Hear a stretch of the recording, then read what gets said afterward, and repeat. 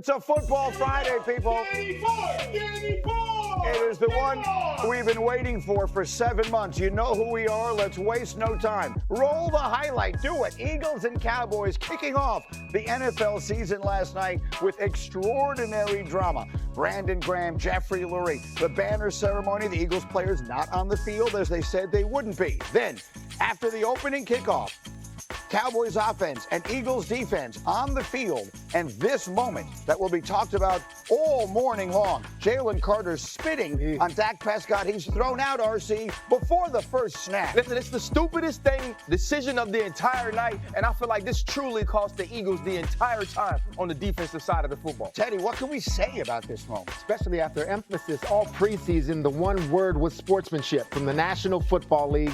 The showcase game Thursday night, before the first play, he spits on Dak. And then the Cowboys get their first offensive series, and Dak, Danny, was sharp. Right down the field, good protection. CeeDee Lamb with a post corner route. And then one of the things that showed on this drive that was a theme throughout the night was the interior of their offensive line did a lot of damage in the run game. Javonte Williams, one of his 2 touchdowns on the night. Cowboys up 7-0, but then it's Jalen Hurts with the answer. What a great answer by the Philadelphia Eagles offense. One of the things that he does as good as anybody in the league is run with the football from the pocket. Jalen Hurts answers. Both offenses very effective in that first half. 17-14 Cowboys, and here comes DeHaan Dotson. Cannot throw it better. 45 yards down the hash. He sees the safety take the inside post. He throws it to Dotson on the outside post. Flawless throw. And that sets up this, RC, Saquon for the score. Saquon Barkley with a big run. We know type of damage he can do when he gets to the second level. Physical finish. Let's give kisses to all the people in the crowd. Eagles up 21-20 at the half. Saquon would run for 60 on the night. Miles Sanders in the third quarter would run for 49 on this play alone. This is a game-winning play by Zach Vaughn. If he does not track him down, that's a touchdown for Dallas's offense. And then a couple plays later, this ball gets punched out, and it's one of the key plays in the football game. Shout out to Zach Vaughn with another tremendous effort play. And then how about 7-point tackle? Boom. But then how about the tackle by Dak Prescott here on the other end, which might save points? Saves a Ben Roethlisberger. Yes. Divisional play right playoff. So much drama. Eagles defense celebrating with the tush push. Then everybody in America went to sleep because there was this rain delay for a lightning delay, an hour and 3 minutes. They would resume at 11:30 Eastern. So here's what you missed. Cowboys down 4, 3rd down and 5, George Pickens. Yeah, Pickens finally wins on the perimeter. They ain't looked to him a ton last night. CeeDee had a big game. Who was covering him there, Dan? Yep, anybody opposite Quinyon Mitchell is going to be the storyline. And then, here's the moment. Yeah, I mean, you cannot throw it better by Dak Prescott. He gets CeeDee Lamb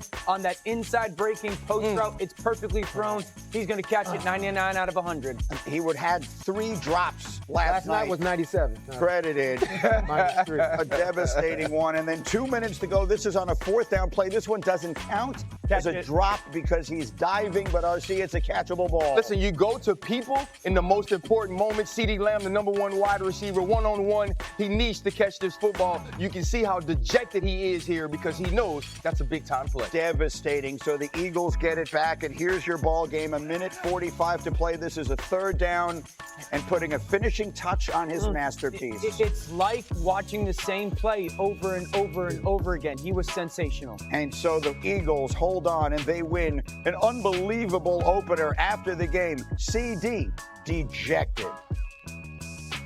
Man, that's terrible. Honestly, I feel like, I can't point no fingers at nobody else, you know what I'm saying? And I take full accountability and everything else that come with it because, as for me as a player, I prayed for moments like that, you know what I'm saying, and the ball to come my way. And obviously for me to not come up with it, it stings a little bit. Wasn't just those plays. There's throws out there that I want back, but it's game 1, and he's a guy that makes those plays. He's going to make those plays. We're not going to get down on him. We're not going to lose confidence by any means. Okay, put your feet up if you're watching at home. We got all morning long to dive into what was an endlessly interesting opener, and both quarterbacks were terrific. There's so much to say about this. If CeeDee Lamb holds on to some of those passes, the conversation we're having about Dak Prescott this morning would be deafening.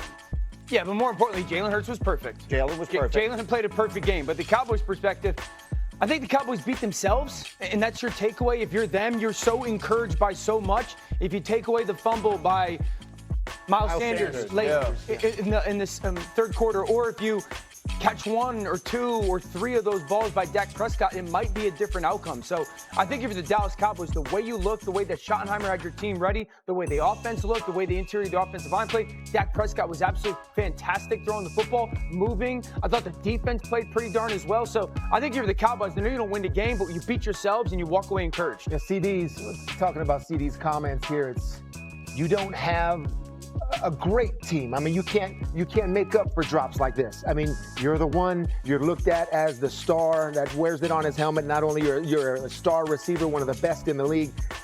Okay, Micah's not there to make a play for you on the other side. You know, I mean, you don't have a defense, but don't worry, defense got my back. You can't assume that now. So there's more pressure on the offense. Those plays have to be made. You have to score points. CeeDee didn't get it done last night. I feel like all offseason we talked about their interior offensive line and how they were so young up front. I thought the Cowboys moved the Eagles' defensive line with ease. Now I know that the best player on the Eagles' defensive line spit on another man, so he didn't play a single snap. That said, you look at what Booker did, you look at what those guys, Guyton, all them out there, they were moving that Eagles defensive line, which we heard all offseason was going to be this great advantage for Philadelphia. I know what you want. What? See, these three acting like they ain't never been on Get Up after a Cowboys game. But I'm here for you, Greeny. That's why I wore my blue. If those balls are caught, we're talking about Dak Prescott playing as well as we've ever seen him play. We're talking about Dak Prescott playing on the tier with the Josh Allens, with the Lamar Jacksons, with the Joe Burrows, with the Patrick Mahomes. We're talking about CeeDee Lamb's drops. Let's not forget that Jake Ferguson drops a touchdown before Miles Sanders fumbles the football, even though there's an unnecessary roughness.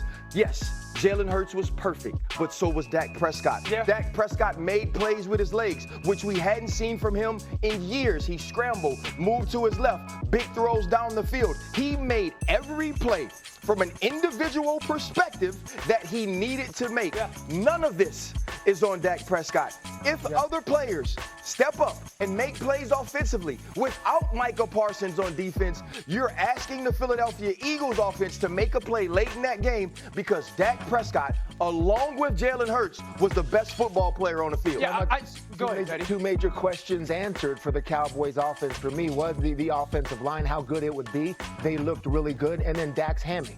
Really, how was he in terms of mobility and the play that RC's referencing when he had to escape a sack, move to his left? Yeah. I mean, you're thinking about those screws in the hamstrings, and you're thinking if he's all right, he looked good. He's going to have a great year.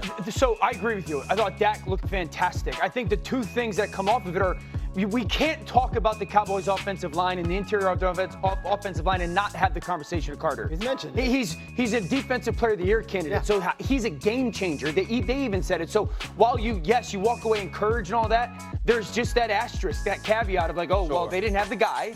And then also, is it as much of, man, you're so encouraged by the way Dak threw it, or you're a little bit, if you're the Eagles, going, we got a problem opposite Quinyon Mitchell. And that's not being in any disrespect to Dory Jackson. That's very nicely put. Yeah, so like that's so. Well, it looks like Dory was benched. They need to get in the transfer portal. Yeah, that's what they need to do. I think if you're the Eagles, it's a little bit of your perspective going. You knew, we talked about it yesterday. You knew this was going to be the case, right? That we were talking throw every ball opposite Quinyon Mitchell. It certainly felt like the Cowboys did, and so while you love the way that Dak played, I think if you're the Eagles, you're walking away going, there's a move to be made or a problem to be solved because you're not